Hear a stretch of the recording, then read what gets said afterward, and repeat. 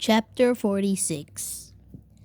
That night, Mr. Cooper called to say that vacation resorts had gotten our resumes. And, I asked. I immediately waved over Hank and my dad to pick up the other line. And I'm sorry to say that they don't want you or Hank to stay on, he said. They are open to your dad and Jose applying to be part of the on-site property team, but you might not get assigned to the Cala Vista. Why not Hank? I asked.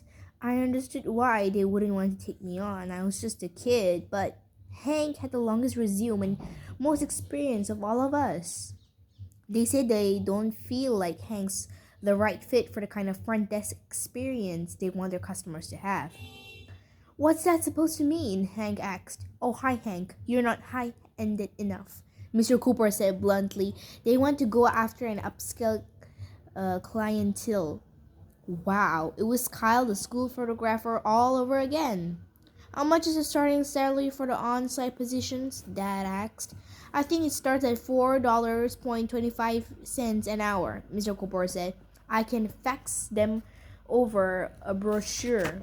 Minimum wage? I shrieked. You've got to be kidding me.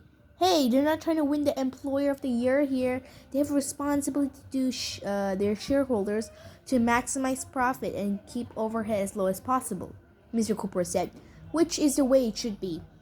That's real low, all right, Hank muttered.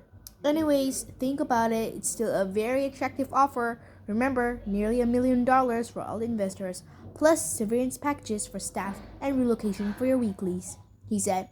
We have until Monday to give them our answer.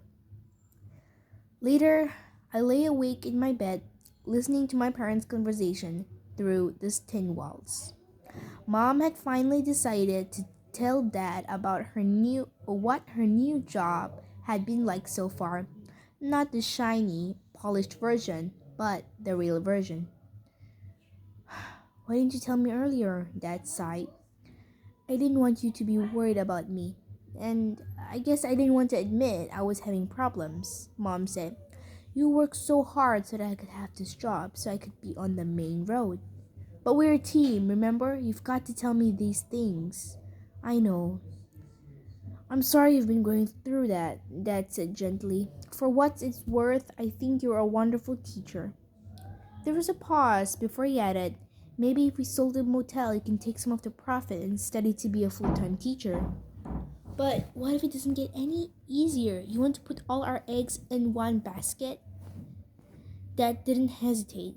If the basket is as amazing as my talented wife, then yes, he said. I drifted off to sleep thinking of Dad's words. I was glad Mom had finally told him the truth.